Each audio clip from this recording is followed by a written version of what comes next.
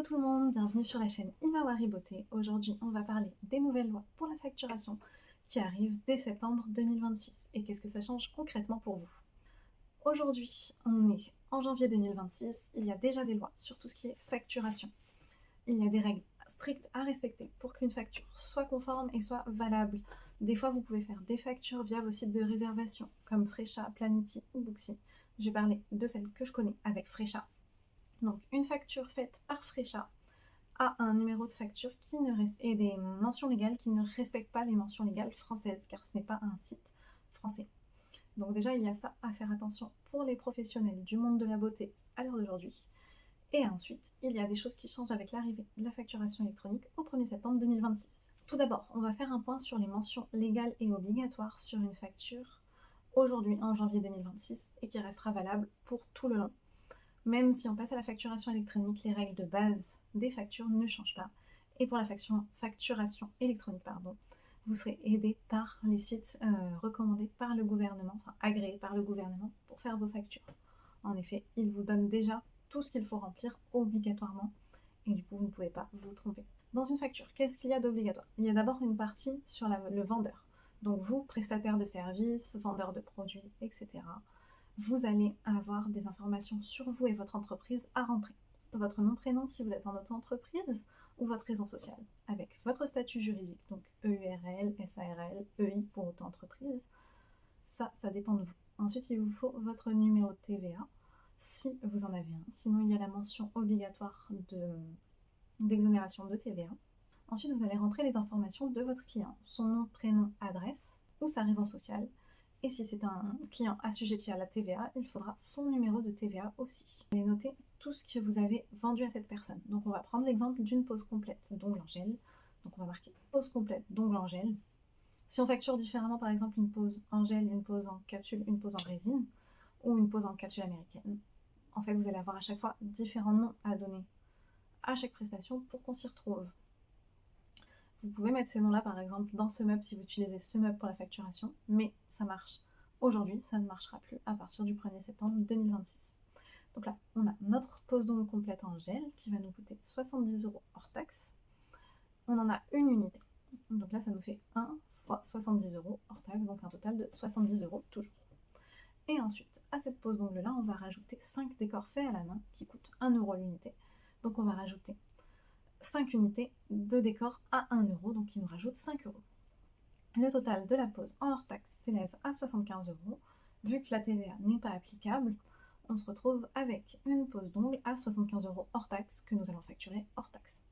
Il faut du coup rajouter la TVA équivalente à votre secteur d'activité, donc soit 20%, soit 10%, soit 5,5% en fonction de vos activités. Ça différera par exemple si vous faites de la prestation de services comme de la prothésie ongulaire ou si vous travaillez en restauration. Et ensuite, dernière mention sur la facture d'obligatoire, donc il y a le numéro de facture. Donc c'est un numéro unique que vous allez choisir vous en fonction de votre système de notation.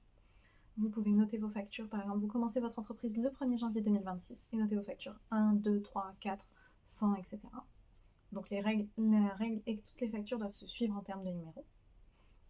Et ensuite, vous pouvez aussi la numéroter différemment, donc avoir des numéros qui commencent par l'année, le mois et le numéro de facture de ce mois-ci. Donc on va par exemple prendre la première facture du mois de janvier de 2026, ça nous donnerait 2026 01 1. Et ensuite, voilà, 1, 2, 3, 4 à partir de ce numéro-là. Et après, vous pouvez le faire dans tous les ordres que vous voulez du moment que vous y retrouvez. Et enfin, sur la facture, vous allez devoir noter du coup les moyens de règlement de cette facture, donc carte bleue, chèque, espèces, virement, etc. Vous pouvez aussi avoir des factures en ligne qui sont payées par Stripe ou autres moyens de paiement en ligne. Et enfin, les pénalités en cas de retard et le délai de paiement de votre facture, ainsi que sa date d'émission. Et après, c'est vraiment des choses qui sont cadrées par la loi. Donc vous avez 40 € d'indemnité pour la facture, plus tout ce qui est problème de délai de paiement, etc. Toutes ces règles-là, sur une facture, ça ne changera pas au 1er septembre 2026 ni au 1er septembre 2027.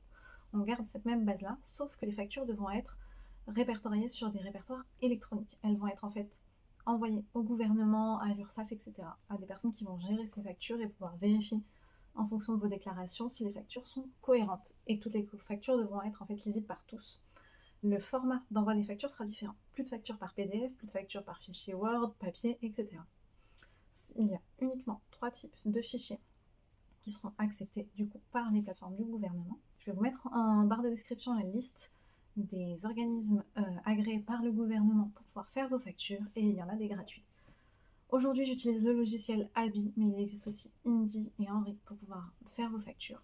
Je vais vous faire une vidéo comparative des 3 logiciels, mais vous pouvez aussi aller sur la chaîne La Micro by Flo qui vous explique depuis des années toutes les démarches à faire et du coup qui parle énormément de ces logiciels gratuits de facturation. Vous avez une partie gratuite, une partie payante.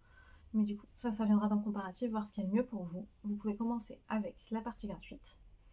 Attention, il faut activer le service de facturation électronique. Ce n'est pas automatique, en tout cas pour le moment. Donc je ne sais pas si ça va changer au 1er septembre 2026 et au 1er septembre 2027 et que ce sera obligatoirement électronique, ou si vous aurez toujours une partie non électronique dans votre logiciel de facturation. Donc à quoi ça va servir et qu'est-ce qui va changer concrètement pour vous au 1er septembre pour les factures? Donc si vous facturez aux professionnels au 1er septembre 2026, vous serez obligé déjà de passer à la facturation électronique. Et si vous recevez des factures de professionnels, donc on peut être vraiment tout type de facture. Ça peut être la facture de votre loyer, ça peut être la facture de vos produits, de vos gels, de vos colles pour les cils, etc. C'est des professionnels qui vous facturent. Et ces factures-là devront obligatoirement être reçues sur ces plateformes en fait en ligne de facturation électronique. Donc il faut que vous ayez déjà activé ce service pour pouvoir recevoir les factures. Tout ça, c'est pour la partie 1er septembre 2026. Et ensuite, qu'est-ce qui change au 1er septembre 2027? C'est que absolument toutes les entreprises, que ce soit auto-entrepreneurs, assujettis ou non assujettis à la TVA, tout le monde devra faire des factures électroniques. Donc toutes les factures seront faites en fait sur ces plateformes directement de facturation comme Abi, Indy ou autres. Si vous faisiez vos factures sur Planity, Frécha, etc. Donc déjà, il faut s'assurer que les factures soient bien conformes à la législation française. Et ensuite, ça serait bien que les plateformes de prise de rendez-vous en ligne qui, du coup, permettent de faire des factures se mettent aux normes des lois françaises. Malheureusement, les plateformes étrangères ne se mettront pas forcément directement à la page. On va croiser les doigts que les plateformes françaises s'y mettent dessus. On va faire un résumé de ce à quoi il faut s'attendre pour le 1er septembre 2026 et ensuite pour le 1er septembre 2027. Aujourd'hui, les factures, on peut les faire par PDF, on peut les envoyer par mail, on peut les faire sur Word, etc. On peut les faire aussi en papier. Les factures sont obligatoires pour toute vente. Elles ne sont pas forcément à donner à tous les clients, sauf si les clients les demandent. Pour les entreprises, il faut obligatoirement donner les factures. Au 1er septembre 2026, toutes les entreprises doivent pouvoir recevoir des factures électroniques. Et toutes les entreprises qui facturent à des entreprises doivent émettre des factures électroniques. Et ensuite, au 1er septembre 2027, toutes les entreprises devront émettre des factures électroniques.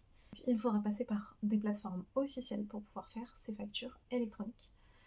Je vais vous en donner en description et je vais vous faire un comparatif de 3 différentes plateformes pour voir celle qui vous plaira le mieux. Mais n'hésitez pas à commenter si vous avez d'autres questions sur le sujet.